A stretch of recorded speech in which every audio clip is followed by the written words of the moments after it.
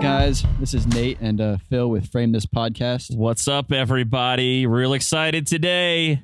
After a couple hours of technical difficulties, we're here with Mike Felker of Convictions. Could you introduce yourself, Mike, and tell us a little bit about what it is you do and what brings you here today? Sure. Yeah. So my name is Mike. I am a vocalist. I predominantly scream. So I don't know what the demographic of the listeners are, but I scream in a metalcore band called Convictions. And God, that was my dream as a kid. Here I am. You're living my dream. Mike, you're living my dream. Nate, when was the last time, did I ever scream in front of you? Probably not. I was too scared. Not when I could hear, only at a show. Oh, okay. And then it doesn't matter when you're right in front of the speakers and it drowns everything else out. Exactly. Well, Mike, thank you for coming on and taking time to be with us and hang out and engage the listeners in what you do and how you do things and your sort of philosophy and mantra on art as well as life. Nate, what do we want to talk about with Mike today? A lot of the reasons that we started this podcast was to pick artists' brains, partially throughout the quarantine season and how that affected creativity, but also what keeps you going through your creative life and how you got started, and I don't know, highs and lows, and any advice you could give on blooming creative people. Yeah. So have you been creative all your life, or was that something that came across later, or how did that whole process get started? Yeah, no, I think it all started really at an early age. I mean, I got into metal and screaming and performing when I was 15. So this is that's well over 15 years ago now. I think just the way I was brought up, my dad and stuff, showing me alternative music. I think in kindergarten he took me to my first day of school listening to The Offspring. So it was just right from an early age, alternative artistic expression. He would take me all across the country to race BMX.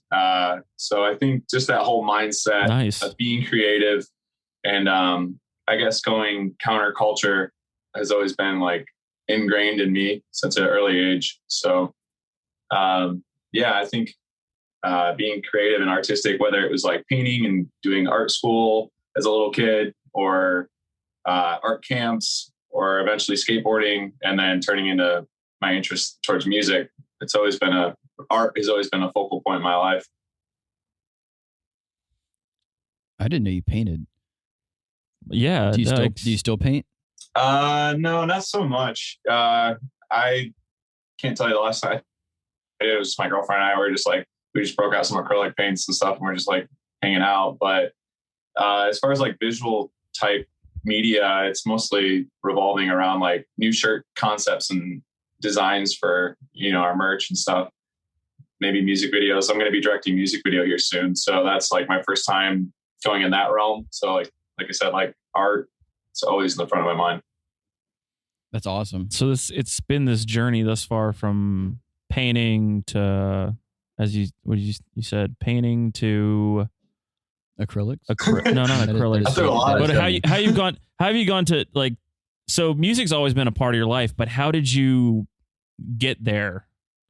Starting in just a painting and drawing, I guess, and sketching. How did that journey go? I think being brought up with that counterculture mindset kind of exposed me to bullying, or maybe just feeling excluded in school. And with that came harder music. Like one thing I always point out with our fans is like with metal, especially, it's just like powerful music. It's this angry, angsty, extreme expression. And that's kind of what gravitated me towards that whole scene was maybe feeling left out or bullied in school. And, I was skateboarding at the time. I think I was in like junior high when I got really serious about skateboarding. And then my soon-to-be brother, him and I met and we were skateboarding, and he was introducing me to a lot of cool bands like Slipknot. And I had already listened to like Limp Bizkit and stuff. So like we had like a common ground, and he exposed me to a lot heavier music. And he was a drummer. So nice. I didn't play any instruments. So like screaming just kind of was like I think I can do this. So yeah, let's go for it. Let me give it a shot. Yeah. Right. I mean, that's how you do it. The punk bands, like classic punk bands, started as just guys who just wanted to play music together and wanted to say something. So yeah. So when you first got introduced to vocals, did you write all of your own stuff, or was that a collaborative effort? How did the writing process for actually creating the physical tracks start? From the beginning, like my early years, or so when did you do you write your lyrics? Yeah. And if so, when did that start? Like, was that like which came first, like a chicken and the egg? Oh, okay. Definitely screaming. That came first for sure. It's actually pretty funny. Okay. My first band in high school, I remember my first show, I did like 99% of that set, like all improv. And I don't think I've really told many people that. Like I just made up vocals, like lyrics and bars, like the whole time.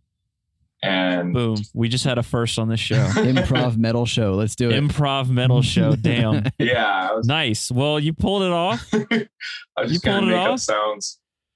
And I bet the girls were loving it, and the dudes were like, "Yeah, man, this is awesome." I think because it's so distorted, no one knew the wiser. But yeah, definitely screaming came first. Do it with conviction. You just got to do it with conviction. Yeah, screaming first, and then lyrics. Did I make a pun out of that? Yes, I did. I guess I did. Yes, I did. Everybody gets one. Sure. Oh, this one's full of them. This one, he's all puns all the time.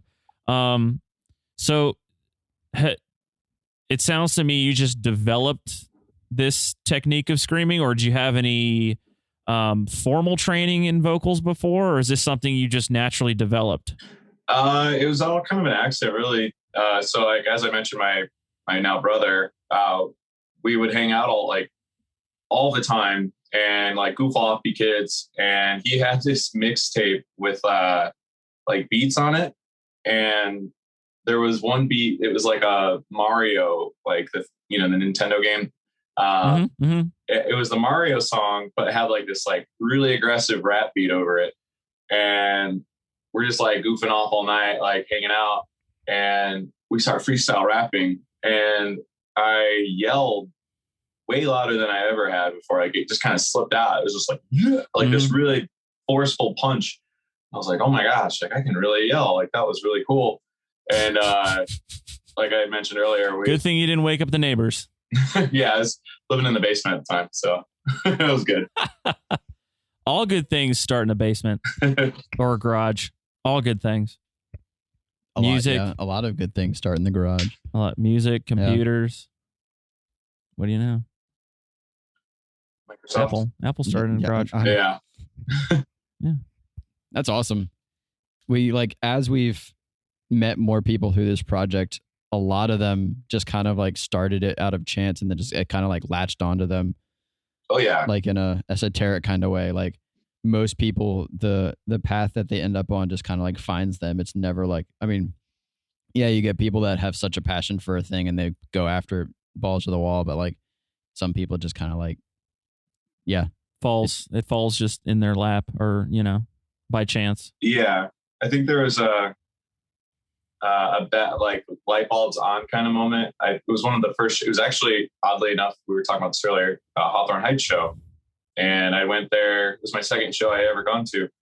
And I remember being in the crowd, and this is junior high. So I'm like, or maybe it was freshman year. I can't remember. But I was like in the crowd and I remember seeing the lights and something just like snapped. And I was like, this is where I want to be. Like, this is me. Like, this makes sense. Hell yeah. Yeah. Hell yeah. That was one of the questions. So we had the thought to do less questions going forward because I feel like if you have too many questions, it artificially guides the conversation. Yeah. But that's one of the questions that we like to ask people sometimes is, at what point did the path you're on like click with you as like this is a viability, this is an option, you know? Because I feel like a lot of people as kids, their parents are like, go the stable route, you know. And then there's some people just like, no, I'm okay. I'm just gonna do this thing and make it work. That's a really good question, and it has a lot. I guess there's a lot of answers to it. For me, I don't know, just being dedicated and like determined. I mean, I've been doing this for, like I mentioned, like 15 years. I don't want to stop. Yeah. I'm determined to make this work. And I've sacrificed a lot to get here, and I still feel like I haven't even started in a way. But no, I know like in the earlier years, like I mean, even like the mid 2010s, I was being told by my parents to go back to college and to, get a serious job and to start, going for that traditional life path. And there was a couple times where I was like, yeah, I think I really should. And something in me is just like, no, like make it work. Like this is where you'll be happy and you'll never be sorry. You'll never. Was that like 2 a.m. in the van when you're trying to sleep on tour? On the road, you're going like, I can't do this anymore. Oh, but I got to. I mean, we've had those moments for sure, like where we're like stuck on the side of the road, or we play in front of like two people and we're like, this isn't feasible. Like we can't make money doing this, or like nobody cares. Right. Definitely those low peaks for sure. But no, I was kind of referencing like earlier, like when I was like in my earlier years of convictions where I had to like quit my job and like figure out that like, okay, we're going to start touring full time, and how am I going to pay my bills, and my car's not running, and all these like big life moments all at once is really, really hard. I feel like a lot of people have cracked and do crack in those moments. Yeah. I mean, it kind of defines you as a person. If you want something so bad as an artist, or, at anything, it really tests you. And how much are you dedicated to what you want to do and who you want to be? Yeah. Yeah, I've had plenty of those moments. Oh, I bet. And speaking of the 2010s, was that your favorite year in metal? When was that? So the decade of 2010s. Was that your favorite year of metal? Or sorry, decade of metal? I'm sorry, decade, not year. I think it's probably the most influential. Definitely. I mean, that was like kind of like when I was figuring out what I love and what I want to be and stuff. But there's still, I mean, as far as like the scene in metalcore and stuff, I feel like it's always getting better. I mean, those earlier years of like, old solid state bands, earlier August Burns Red, As I Dying was really big at the time. It Dies Today, Killswitch Engage. Like there's so many big bands that were like just influencing me. It's awesome. So I won't forget those years. No. Oh, heck no. Tooth and Nail. Did you get to see all the other ones? Did you get to play any shows? It takes a lot for like a smaller band to go on tour with a large headliner, but a lot of times they'll pick either local shows, or like I know smaller bands will like play locally with at a venue rather than like with a larger band. Yeah. Were there any shows that you played early on that like really made a big impact on you as far as like your pursuit of music as a career? Ooh, that's a good question. Oh man. I can't quite think of a particular top of my head, but I can tell you like the earlier years before I was in Convictions, I was in a couple local bands, and the desperation of like wanting people to care and wanting people to notice and buy in. Yeah, was so bad. Like a lot of people just didn't care or notice or would walk out of the room. or, just like treat us like we're nobody. And that's no fault to them. I mean, we really were nobody. We're just a local band that like, we're still figuring it out. But it put this like hunger in me, almost like this desperation in me, and it hasn't gone away. Like for years now, I've been playing shows, and like a lot of these people really do want to see us, or they know who we are, or maybe we're opening for a bigger band and they want to check us out. And I still have this like insane anxiety in my chest where I'm like, they need to care. I need to make them care. And it affects the way I perform more so, like where it's like, I'm not acting desperate, but I'm putting so far out there that it's like, they can't ignore what I'm trying to do. Like, that's the idea in my mind. I'm like, you just got to go for it. Don't hold back and really embarrass yourself if you have to, because you need to make people watch you and stick around or care. And I think that definitely influenced the way I perform. Hell yeah. That's a really... Take notes, kids. Yeah, I was going to say, that's a really good piece of advice for anybody starting music nowadays is figure out why you're doing it and what it takes to get people to notice you, because like if nobody's watching, then it doesn't really matter. Yeah, I guess like a big takeaway, like across the spectrum, like no matter what you're doing, is just to be hungry. Like be hungry. You even see like door-to-door salesmen, and you're just like, wow, this guy, I gotta buy this guy's product. He's so into it. You know, I really look at him, you know, or like the guy at the kiosk who's cleaning shoes, and he's just like, I need you over here. Like maybe those aren't like things you care about, but you're like looking at the person and you're like, yeah, like I can invest in this. Look, I like this person, or like I can see it in them, you know? How much of your...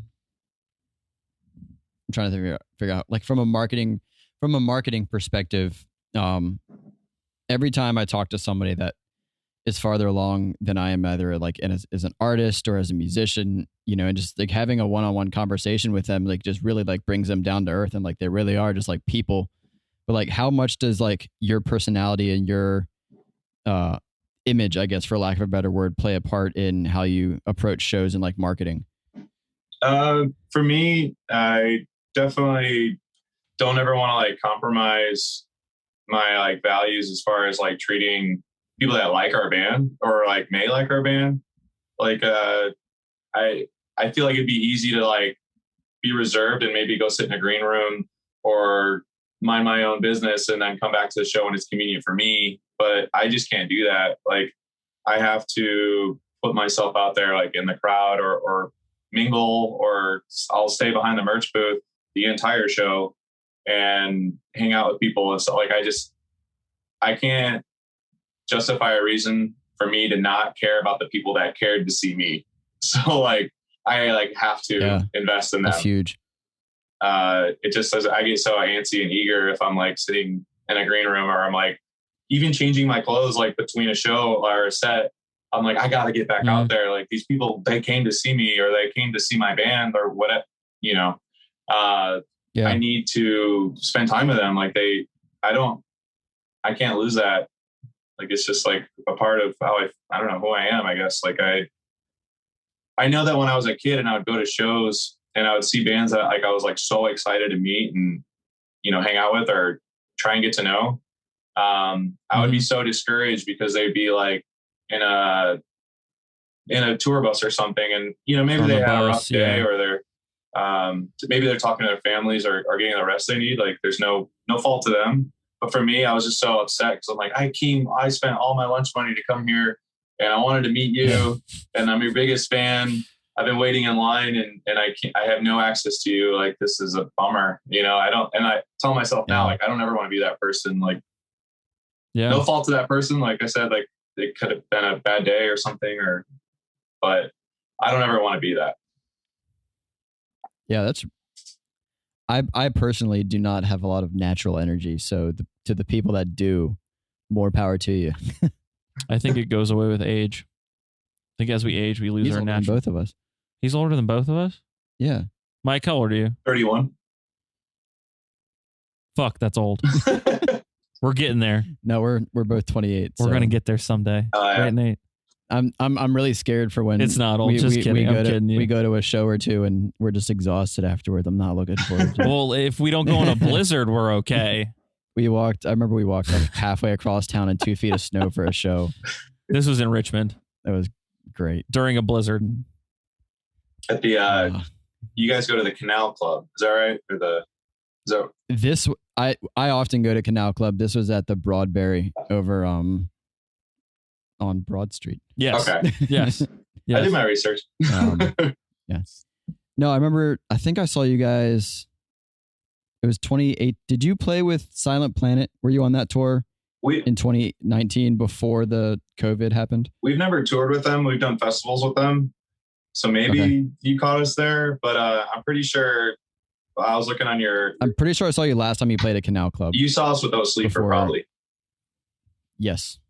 I was at both of those shows. Okay. This is Mr. O Sleeper right here. They played twice that year. Yeah. He's always there. Oh yeah. I mean, I would be too. They're awesome. Every time they've come through, I've tried to hang out with them. Yeah. Those are super down to earth guys. Like kind of going back to the conversation earlier. Like I'm still friends with those guys. Well, it's because they're from Texas. Yeah. Southern hospitality. People from Texas are just super chill.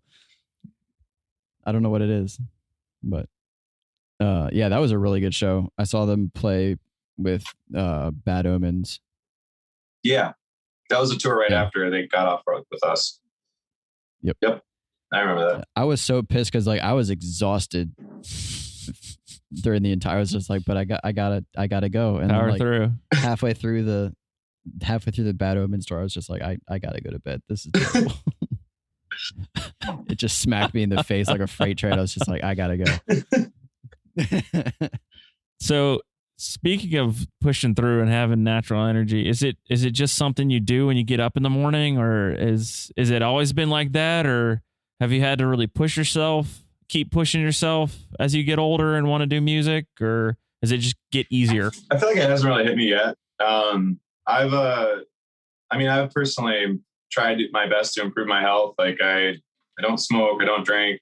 I try to go to the gym regularly, especially now that I get older. Trying to work out, like taking that really serious in my health, because I do want to do this as long as I can, and not try and fall off, I guess.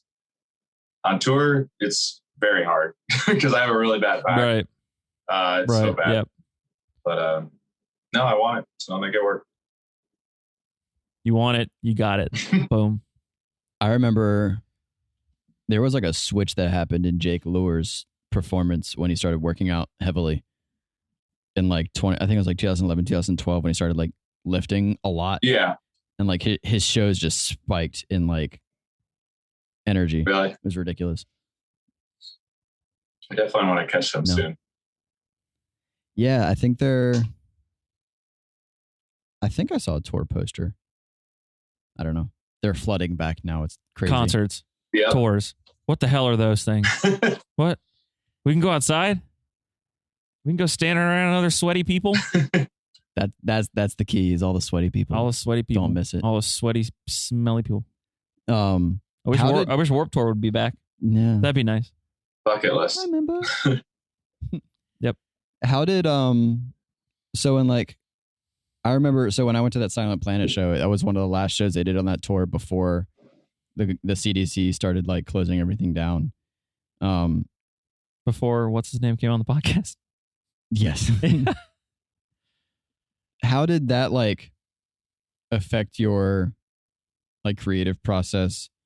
Was there ever like a thought in your head that like you'd never be able to do this again, or that like music as we knew it was over? Like what was going through your head when like shows started getting canceled? It actually hit us while we were on tour. We were on tour with War of Ages, and we were like, I would maybe love to be at that show. That would have been awesome. Oh yeah, we toured with them quite a bit actually. They're awesome. But we were halfway through our tour, and that was when like COVID, everything started breaking out, and it was like a zombie movie. Like we were like, 28 days later, you're walking through Times Square with nothing. Yeah, really though. Like we were going to some states, like I think California was when it started getting weird. People were wearing like face masks to the shows, and like we'd only seen that in like Japan. Like it's not an American thing to, we all have experienced the culture shock of just seeing people in these masks. Right. And it's just like, in Japan, it's like commonplace. Yeah. It's like everybody. Like even outside of COVID, like people just wear face masks if they have like a cold. Like exactly. Cold or pollution. Definitely. It hit us while we were on the road, and we just jetted straight home, and it was the craziest experience because we're all in this together. And that was one thing that we had to keep telling ourselves. It's like, it's not us. Like, we're not at fault. Like, we're all in, all the bands can't tour. It's not just us, Right. And, it's just like waiting till things get better. And then it kept slowing down and then picking up. And we printed masks with our name, our logos on it. And that was the beginning of COVID. And I was like, all right, let's just do like one run. Cause if we sell these all, that's great. But I doubt people will be buying these anymore. Cause that was like 9 months ago. Like people are still wearing masks, And it's just crazy. I felt like it's just so long and it would never end. We still haven't even gotten to play yet. So speaking of your time during COVID, what have you guys been working on as a band, or did you work on stuff as a band, or did you take some studio time, or what's been the how have you filled your time as a band? Basically what I'm saying. Yeah. We started writing for our record that we just dropped. We had been working on it like a year prior. So with COVID, it actually extended our time to work on it, which is incredible. So all throughout last year was just like brushing up some of these songs and lyrics. Mm-hmm. Mm-hmm. And then, we booked our studio time, but we did it in like blocks of time. So it was like, you go for a week here, come back a couple months later and do like a weekend here. But creatively, it was a blessing because it was just, we had way more time than we really ever would to write songs. So that was really cool. Nice. Because is everybody in your band in the same general location? Like, is it something where you could like, nope. No. So it's not like someone's going to spend on the road for about 3 hours to get to more than that. Wherever. I live in Ohio. Our guitar player lives in Indiana. Our drummer lives in Colorado, and our bass player lives in Arizona. Wow. Yeah. So how have you guys managed to get together, and is it mostly over Zoom and stuff? Or? Yeah, we'll do Zooms like this. We're just catching up on ideas and projects. And then like with the writing, it's all digital. We just send downloads back and forth for the most part. So that really wasn't too hard. And even if we did live in the same town, that's probably how we would be handling our business anyway. So that's what we're telling ourselves. So you guys like all like you program individually what you think a song could be like, and then when you get together, you actually like see how it sounds with the real instruments and stuff. Yeah. Awesome. The age of technology. Yep. Have you had to change up how you record your vocals, and like the process like that, given what's going on in COVID, or have you been able to set aside like most of that for studio time and not doing it in your house or in your bathroom? So you want to know how I do it? Josh will send me his guitar riffs, and then we both have iPhone. Well, I'll use my voice recorder app and I'll whisper my parts. I'll and then he'll be like, yeah, that's good, or change that. So like that's like a big chunk of like how we're writing. And then if I have to demo it like professionally, I'll go to a local studio here. I work with a really great guy here in town. But it's all just on the iPhones. You whisper sweet nothings into the iPhone. Yes, I do.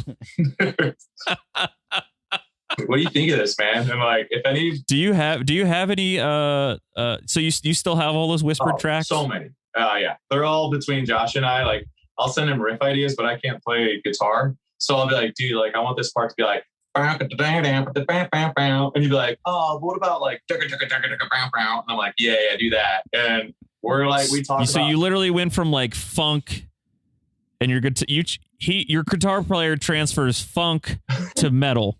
If I'm hearing that correctly. That was just an improv riff. It's definitely more constructed for sure when we're texting. Okay. But if you wouldn't mind sending us a whisper part, we'd love to use that. If I can find one, that'd be funny. It's so cringy though. Like we talk about how embarrassing it'd be if like somebody were to find our phones and then like pull up our conversations and just like they would have no idea if they were like musicians or something. It's just like and then and like he's like yes, exactly. Like these guys Nicolas are crazy. Cage, the plot point for National Treasure 3. Are you breaking the code? That's a really interesting process. Yeah, I love hearing about people's like creative process and like their auditory like shorthand essentially. Yeah, I'm like terrible with tech. Anything with computers, it's all bad. So that's the best I got for now. You just communicate what you hear in your head to somebody who can actually like make it happen digitally. Literally with everything. Like people who design shirts and stuff, like I'll just crudely draw it on paper, or like I have like a little Photoshop app on my phone and I just like will stitch things together and I'll be like, kind of like that. And they're like, yeah, I got you. I'm like, that's why we pay you.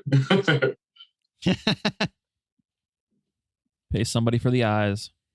Yeah, I'll have people like ask me to do work like that, and then it can go either one of two ways. Either one option is like they trust my artistic opinion and will be happy with it no matter what, and then the other option is like, that's not how I saw it in my head. Can you do it again? Yeah. And there's no middle ground. They're either like, yeah, that's awesome, or like, that's what it looks like. Yeah, I think like not to get too sentimental, but that's like one big blessing with COVID was like all these artistic people were able to like hone their crafts and share and figure out how to like get it out into the world and have the time. Like some of these people weren't working, you know, so they had all this time to practice and to develop their skills. And I think that's really cool. Like we probably never would have gotten to see a lot of these albums or movies, independent films and stuff like if there was no quarantine. Just started watching Inside this morning. Is that the Bo Burnham thing? Yeah. Yes, it is. I gotta watch that. It is so creative what he's done. I'm really excited to watch that. I think that should win a big fat award. Really? I don't know what kind of awards they do for comedy specials, but yeah. Are there awards for comedy specials like that? Yeah, I think so. I mean, just cinematography wise and like directing wise, yeah, he should win something because he was super creative, just sitting in his house, working with a camera, yeah, and working with like lights off Amazon, or like the first like 30 seconds of him just trying to like be like, all right, this looks good here, no, this looks good here, no, maybe here, and like clicking lights on and off. I thought it was what I've seen so far. I thought it was awesome. It didn't grab me. But it didn't grab Nate, but that's fine. It's okay. I like professional wrestling. Nate knows nothing. So speaking of awards, I remember watching a really shitty home video back in like the early 2000s on YouTube, and they were using POD's Boom. Do you like if one of your songs could like be in a movie, whether it be like a zombie montage or I don't know, anything, like what type of movie would you like to see one of your songs in? Oh my gosh. That's funny that you mentioned. I just thought of that question, so I apologize for it being not very well put together. No, that's a fun one. I'm just getting a kick out of you mentioning POD because that song Boom is in a lot of movies. So is Fat Lip from Sum 41. It's in a lot of video games and stuff. I don't know. I don't know which song of ours would be very accessible. I don't know. It'd be funny. I think it'd be funny, but it'd be really bad for getting exposure. Probably like nobody would really care. But I think it'd be hilarious if they played. We have like a really heavy song called Teeth, and it's got hardcore elements. If there's like a High School Musical scene or something, and there's like a bully, and he's like punching lockers and pushing people out of the way, and they're playing our music and singing along. That would be hilarious. If we can make that happen, we will. If we can use this podcast as a vehicle for getting teeth into a scene with a bully, that'd be good. Do you ever watch How I Met Your Mother? No, but my former bass player, my former bass player loved that show, and we actually went to a replica bar. There's a bar in that show they go to a lot. Yeah, there's a replica bar in Germany, and we went to it. I had no idea. I just thought it was in Germany. Yeah, that's they hilarious. Must really like it, that show there. But I just thought it was a quirky bar, and John was freaking out. He's like, "They got it all. It's all right. Everything's here." I was like, "Must be nice." I don't know anything about this. Never mind. Then the reference would be lost on you guys. Yep, because me and Mike are the cool kids. Hey. No, I watched the first season when it came out on TV, and then I was like, I'll watch something else. Yeah. I was like 9, I think. I had surgery in like the first 3 seasons of that show. Like I just watched them in the space of like 2 months because I was just in bed. It sucked. But it has a little bit of a place in my heart. He's got a soft spot for it. All right. Yeah. Yeah. No, there's a scene where they're having a pillow fight to like a heavy metal song. Pretty funny. There you go. Okay. Next music video. I was wondering how this is all going to correlate. I was like, this is just a segment where we're talking about this show, and that's it. No, it was just awkward places for like heavy metal songs. You're gonna need to have a slumber party turn into a battle royale. That's not a bad idea. Yeah. With whatever song, your next song. There you go. Yeah, that'd be a good idea. You don't have to pay me for it. Just use it, and I'll be like, thank you. That's my idea. Put you on the credit roll. There you go. Name's great. Name recognition. There you go. Do you just don't spell my name wrong? But you probably spell my name wrong. So you said that you're Felipe. Directing your next music video. Well, how did that? You said you were directing your next music video? Yeah, I'm working on that as we speak. Yeah. How did that? Is that out of necessity, or you're just like, I have an idea and I'm the only one that can do this? Both. That's a great question, Nate. I live in the same town as the guy that we're going to hire to film it. Actually, okay. It's John. John's getting a lot of plugs in this. Our former bass player, he makes music videos. So I am going to collaborate with him and film a lot of like the story shots and building the production, because I actually built the set on a couple of our videos, and he really liked it, and I felt confident about it. I feel like I have this vision for it. So right now, actually today, I'm finishing up the script for our next video. But I just always have that like feeling where I'm like, oh, I can fix this, or I can adjust this, or you should do this, and I need you over here. And I had always been like really hands-on with our prior videos, and I don't know if that's what a director does. Yeah, I don't know if that's always a good thing for the other directors, but like I just have this urge, and so I got the green light from my bandmates to officially do it on this video. So I'm excited. I think I can do this. Is that something that you? So I know, like with merch designs and stuff, a lot of times that follows on the band, and the studio doesn't have too much to do with that. Are music videos the same way, or like is there like a umbrella marketing that has to go? Like marketing plan that does it have to be cohesive? Like, do you have to go to blah?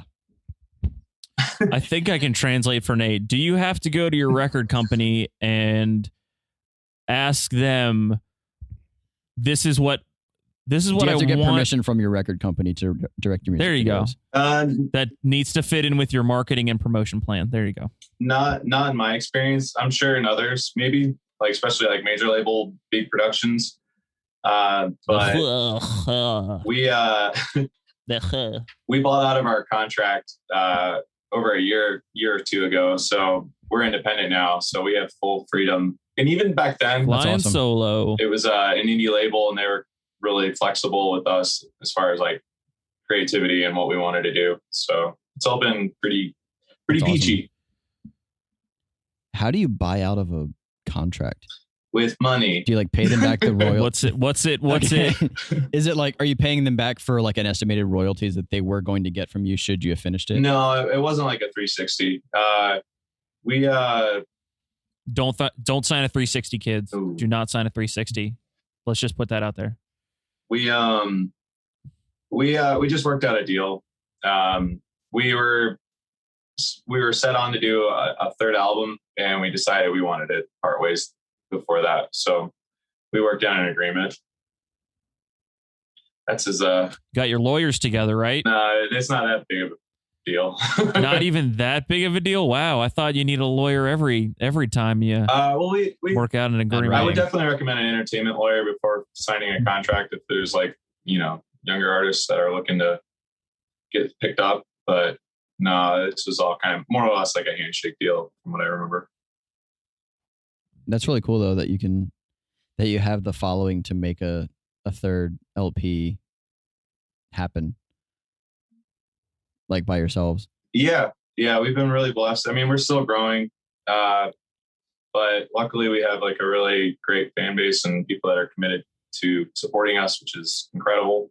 And yeah. So speaking in that same vein, what's next for Convictions?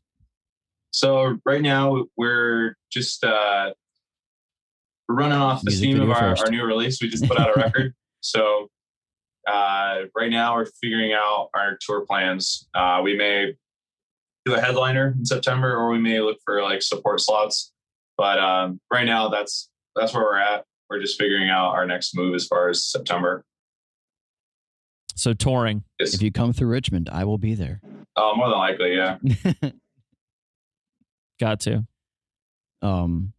Yeah, that's a really exciting stage of the musical journey, especially now after everything's like finally coming back to life. Yeah, I think everybody wants to tour. I think people want to go to shows again. I think there's going to be a huge demand for live music going forward.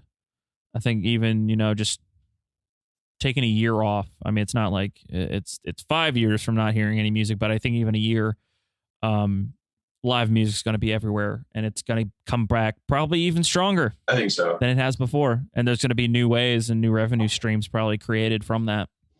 I agree. I think there'll be a big resurgence. I hope so, at least for bands like yours and other bands out there. Me too, man. Because that's probably that's your moneymaker right there, touring and merch. Oh, yeah. Yeah, I'm hoping there'll be a big resurgence. And I feel like there is. A lot of these bands are posting their tours in advance, and it looks like they're larger bands, but it looks like they're selling out a lot of future dates and stuff, which is really exciting to see. Yeah, DGD sold out most of their tour dates already. Oh yeah, we were gonna go see Beartooth in Maryland, but they were sold out already, and they only announced it like 3 weeks ago. Wow. So there you go. Yeah, I was very upset. I waited too long to get tickets. This is the second time I've missed seeing them because of a sellout. I was pissed. I don't know what to tell you, man. I don't know. It's okay. I don't know. It's okay. I'm fine. We'll survive. I'm at peace. You just got married, so you should be ecstatic about life. Every time I die, I should be coming back around too. So, of course, they're gonna come around. We'll go walk through 2 feet of snow to see. No, not show. Doing 2 feet of snow again. I'll go see him with you, but I ain't walking through 2 feet of snow. Oh hell no! So if you crashing his parents' vibe into a snowbank, yeah. Mom, if you're listening to this, I'm sorry. It's your sister's. I told your sister about it. No, it's Galen's. Galen drives. Oh, that's right. It's Galen's, not your sister's name. It's Galen's. Yeah. You crashed in a snowbank. What? No, he didn't care. If you could, it's like radical. If you could slate yourself for a tour coming back, like who would you want to go out with that you haven't gone out with yet? I mean, that's a big question. Are we talking like dream bands or like some of our friends that we are networking with, or I don't know, hit me with one of each. Okay. Okay. So one band that we haven't toured with that I mentioned earlier, they we commented on one of their posts on Facebook, and they responded, y'all should tour with, or we should tour together. And we got really excited about it, and our booking agents are approaching them, and that band is Silent Planet. We've been wanting to tour with them for a long time. Do it. So fingers crossed. There got to interview Thomas on the show, and it was a great time. Yes, not Bryce. Thomas. Yeah, not Bryce. I mistook him for Bryce from Phineas because they look the same. Ooh. And I was immediately sorry, Freckleton, corrected. that I said that guy from that band. It's Thomas Freckleton, not Bryce. Maybe you can Which we're going to come out with t-shirts, hopefully. We're going to come out with t-shirts, hopefully, that say, not Bryce, pointing up. That'd be really funny. That's going to be our shit. Yeah, working on merch for the podcast. We should do that. I've said it before. We'll send you one. Who's a band that you would like to take along with you should you headline? Like a band that you listen to that like you don't think gets enough clout. Dang. Has enough clout. That's a good question. These are a lot of good questions, man. You're putting me on the spot. That's what we've kind of figured out how to do. It started off rocky, but we've gotten a lot better. They just broke up. Oh shit! Oh no! Like, oh no! 2 days ago, True Shot. Fuck. There's this band called True Shot, and I did a podcast with them. They've been reviewing our music on YouTube, and they were like an up and coming band. They just broke up, so that would be my pick. So maybe True Shot get back together. We'll take down True Shot. Come back out of retirement. True Shot, if you're listening, we're going to give a special shout out to you, True Shot, that says Mike wants you to get back together. Yes. We're going to make it happen. Yeah, that us and Mike, we're going to make it happen. These guys are cool. Or maybe you might just make it happen. You can just go, guys, please. Just use the face. Just use it, cry, use a sad face. Just, please get back together. Please. Oh man, I hope they're good. Sometimes it works. I hope they do. It works for me. It works for me and my girlfriend if I go, please. Yeah, I've never heard of them. Are they from Ohio? I think they're from the Massachusetts area, I believe. Okay. Oh yeah, Boston hardcore. They might be. But yeah, they had this YouTube channel and they were really popping off, and they had a couple music videos, and it just seemed like guys that like we'd get along with, and they had like a really strong YouTube following. But I don't know if they've toured very much, and they seem pretty like new to the game. So I was like, this would be really good for the both of us. So that was kind of where my mind was at. And they were cool. Have you, you said you toured in Germany. Yeah. Like, what are some other like non-North American countries that you've really enjoyed, like that have, because I was reading some stats. So my wife is from Brazil, and she sent me like this Instagram reel of like just facts about Brazil, and it's like the third biggest like music draw like globally. Oh yeah, it's like a meme. Everybody comments, "Come to Brazil." If you like post music, like, or at least metalcore music, it's just come to Brazil. It's like this like ongoing joke, but it really makes us want to go to Brazil. Well, if you do, take me with you. Yeah, we'll make it happen. Beautiful beaches, beautiful wives. Thanks, Phil, for that plug. Bruna's a nice gal. She's a nice lady. I'm gonna take a picture of you too, Nate. I saw that. What? No, it's for posterity.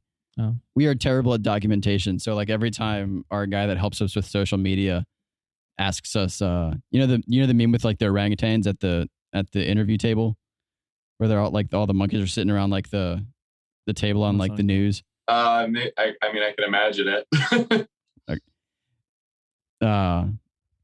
Yeah, our social media guy be like, so do you have any content you want me to post? And like a lot of the times we're just like, no. So we're trying to get better at doing behind the scenes. I'm not very photogenic. Hey, are we super dark right now? Yeah, I just see outlines at this second. That's not. You get that ring light, my guy.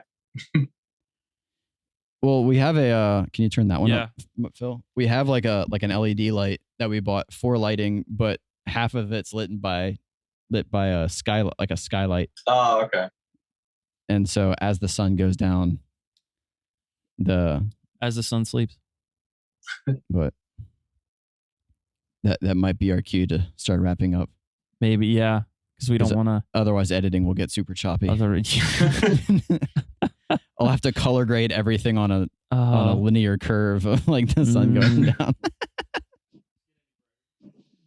No, it does not, Phil. But Mike, this has been a lot of fun. Yeah. Do you have any like pieces of advice for up and coming artists other than just like stick with it? The last word. Ooh. Content is king. More. Oh no, sorry. I thought you said context is king. No, content. Content is king. Content. Shout out to shout out to 83 weeks exist. with Eric Bischoff. But content is king. Yes, if you're not posting consistently, you don't exist. Yeah, that's how the digital world is. So you just gotta keep. Are you guys on that Tim Ferriss train together? Is that what you guys talk about all the time? Tim Ferriss. No, that's the Gary Vee train. Oh, that's the Gary Vee train. Okay, sorry. Whoops, my bad. That is actually. Oh man, I don't want to open this can of worms, but like self-education is like a really big part of my life right now, and so the idea of like content and the new era of digital marketing. I mean, it's not new anymore, but just the idea that you have to be relevant and learn how to be relevant, and it's an ongoing, evolving like world. We can crack that can of worms open. I look into that every day. Yeah, I think like how do you outside of music? Great now. Yeah, Phil just turned on his his LED up a little bit. No, I just cranked the gain. Oh.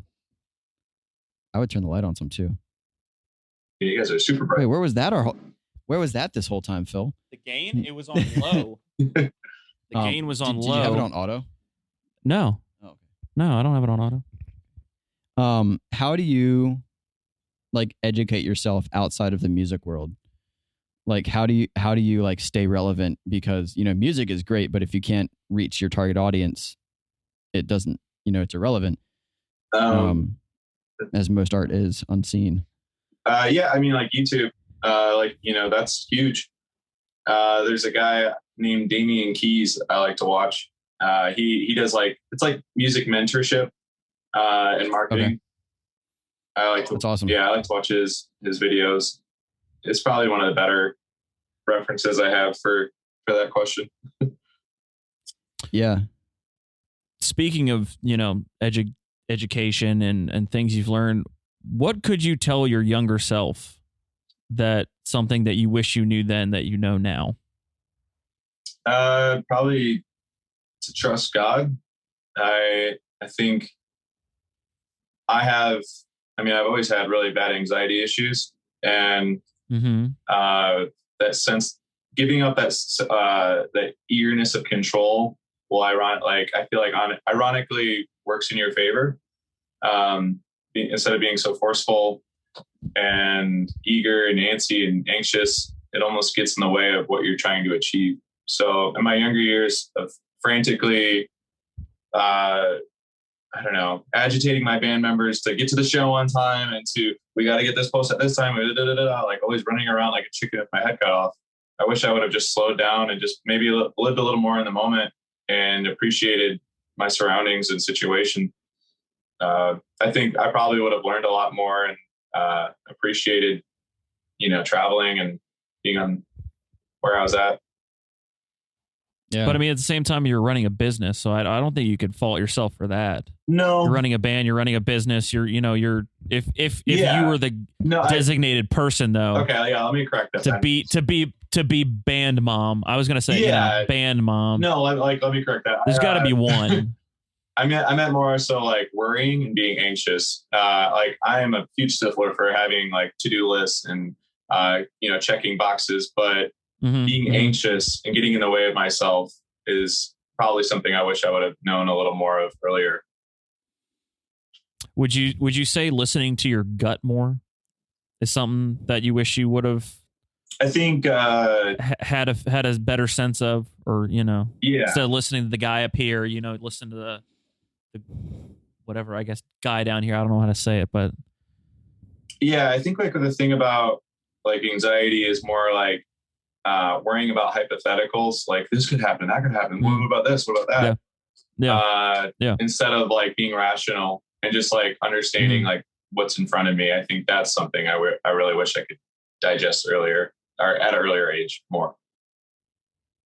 I was a little roundabout at the end there. No, that was great. Yeah. That was great. I think you made a very poignant statement there. Listen to yourself, trust yourself. Yeah. You know what's best for you. Don't listen to all the outside noise. Yeah. Follow what's in your heart and your head and your gut.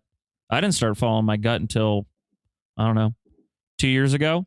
Hasn't done me wrong. Yeah. That's good. That's how I make my choices now.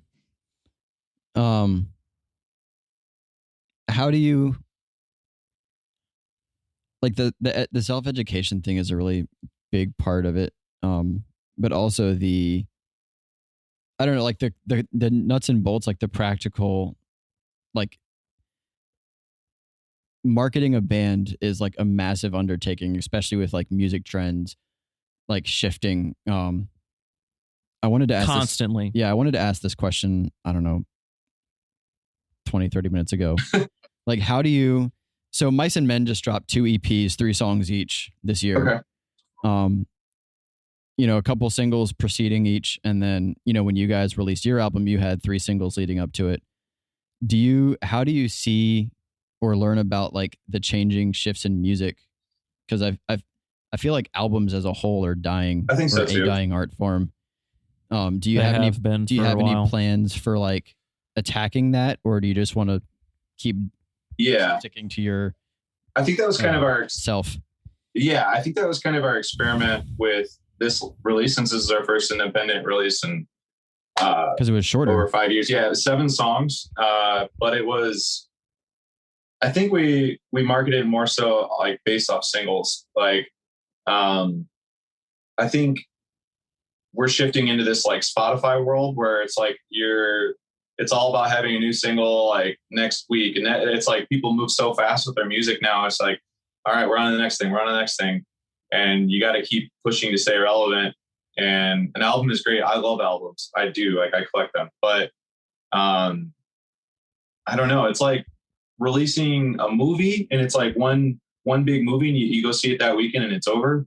Or you release like a mini series on Netflix and you can watch it every week or binge it. You know what I mean? Like, it's like, that's how I view singles. It's like the mini series, which can be 8 hours long, or a movie, which is about an hour and a half, and you only get one of them. Like, you know, like the singles, like when you spread them out like that, I feel like you're always in front of people, and it's like always fresh. If you treat like your EPs more as a collection of singles rather than, I don't know. I think that's an interesting thought. Yeah. Well, with this release, it is a conceptual piece. Like, each song, they all work together, and it's all meant for, I Won't Survive. That's what it's called. It's meant to be this piece of collection, you know, of music. But I guess, you know, answering your like Of Mice and Men singles thing, I feel like that's kind of how music is moving. Like, you think of pop stars like Post Malone and all these great people, like it's like they always have a new song every couple months or weeks even. Like, it's just always a new single. I don't ever really think about Post Malone and his albums. Like, he has great albums, but I just think about the next song on the radio. It's just, there's always a new one. That's another question that I really like is if you could collab unconventionally with someone nowadays, who would it be? Like, if you could collab with somebody that's like completely outside your sound, like who would it be? I mean, right off the top of the head, MGK would be sweet. My old drummer drums for him now. So no way. Yeah. That's awesome. Yeah. So like, we're kind of like, we've visited like them, like where they live and stuff in LA, and it's like incredible. Like, it's a celebrity, it's big, you know, but to collab would be crazy. That would be awesome. That'd be awesome. Yeah. And having like my old bandmate on a song would be trippy. So that'd be really cool. Yeah. Make it happen. Have a metalcore verse on a MGK song. No, I think MGK is going to come to a metal Wait, song I thought now. Travis Barker jumped for MGK. No, I think that's just more like a feature thing. As far as I know, I think it's just kind of like a collaborative feature thing. Because Travis Barker's on a lot of different artists projects. Oh, yeah. I remember watching it was a highlight reel of Cribs on YouTube, and Travis Barker's came on. It was so cringy. I think I've seen that same video, but I haven't watched it yet. Of all the you remember his show? He used to have a show. Yeah, I don't. Yeah, there's a whole TV show. Yeah, he used to have a show. Mm-hmm. That's awesome. Only like 1 or 2 seasons, but yeah. I used to watch that. Crazy. Yeah. we all did. Remember how like MTV shows back in the day, like Viva La Bam, Jackass, But like if you got your music featured on one of those shows, you'd start gaining traction. MTV shows and 04 Madden, man. Yes. Broke a lot of bands. Madden, you said? Yes. Yeah. Madden still puts out games with like heavier bands. Really? Because I remember Avenged Sevenfold's Chapter 4 came out in 03 and was on Madden. And that was a really big deal. Yeah, man. Oh, man. Getting your shit licensed, yeah. That'd be awesome. Video games. We had a big influencer, on Instagram influencer, Share Teeth. Her husband was like headbanging to it in the car, and they have like hundreds of thousands of followers and the blue check mark and all. And I was like, holy cow, you guys know who we are? I messaged them. I was like, thank you so much. It's so cool. But like, that's awesome. To me, that's kind of like the new MTV, like, because all the younger audiences they're not watching MTV. Mm-hmm. It's just ridiculousness on MTV. That's all that's on there. Like, it's now what 30 seconds get played in an Instagram reel. Yeah, that's your big shot, or TikTok. So. What happened to our quality programming, like Andy Milonakis and Celebrity Deathmatch, Room Raiders, and Silent Library, Parental Control. I don't know any of these things. Yeah, I grew up under a rock. He did. he's just sprung out from it in the last decade? Yeah, decade and a half. No, I a lot of the early 2000s pop culture went straight over my head. So, hey man, maybe MGK is going to put out a metal album next. He just did a pop punk. What's the natural progression? Get heavier. No, see, he did that to make money, and if he made a metalcore album, it wouldn't make much money. Oh, I bet it would. He'd find a way to make money with it. I swear to God. Well, I could find out. Just be like, hey man, what's get on it, or have him on your album. What's Coulson doing next? That would just be charity at this That's point. right. That's right. Oh man. Well, Mike, it's been a pleasure. Nate, do you have anything else? What item? Okay. This is. I have a couple like rapid fire questions that are rapid fire. We're going to lightning round. What item, $100 or less, has made the most impact on your life in the past year? Ooh. $100. We've only gotten one answer, and we've had 20 episodes? Yeah. Under $100, it has made a significant impact on my life, you said? Yeah. Yep. Over last year. Yeah. Correct. And if you can show us, that'd be awesome too. If you want to show us, you don't have. What was Chris's? Was that his empty? No, I got you. It's a notebook, my guy. Back to pen and paper. Less than $5. I keep all my agendas, all my plans, all my appointments, all my scripts, all my lyrics. It's all there. Mike's notebook. Easy. Done. What are you going to put that on eBay for? 0 for 20. It'll be all ripped up. No, dude, that's going to be the Museum Hall of Fame, the Rock and Roll Hall of Fame Museum. There you go. No, I go through these like crazy. They get destroyed. Yeah. All right. So your one item under 100 last year. What's something on tour that you that was can't? The next one I was going to ask. Go for it. Minds are like, what's something that you have to bring on tour, or that you always bring on tour, that's like gotten you through? Skateboard. You can say your phone, but skateboard. Yeah, okay. Nice. Particular, like I have my street. I bring both. I bring my street board, and then I have a penny board. Penny board is fast. Like you can cruise all over. So it's kind of like.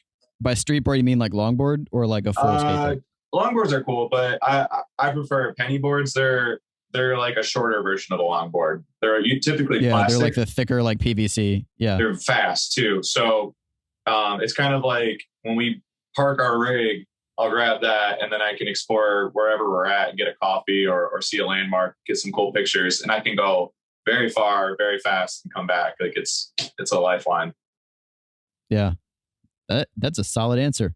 Nice. Penny board. Yeah. I've never heard of that before, but that's pretty cool. They're like they're usually like neon pink or like bright colors. They're like yeah. This one would be small skateboards. It'd be called a nickel board because it's a bit bigger. It's about this big, but they're fast and they're fun. Nice. Awesome. Well, we hope to catch you shredding the gnar sometime in Richmond or up in DC. That's where we're at right now. If you ever come to Richmond, I'll have to show you the coffee spots. Yeah, Nate's all about the coffee. He's a fiend for the bean. Here's to that. Oh yeah. Bean, not bean. Bean, excuse me. Fiend for the bean. Oh, I wish you watched Disenchantment. I do watch Disenchantment. Bean.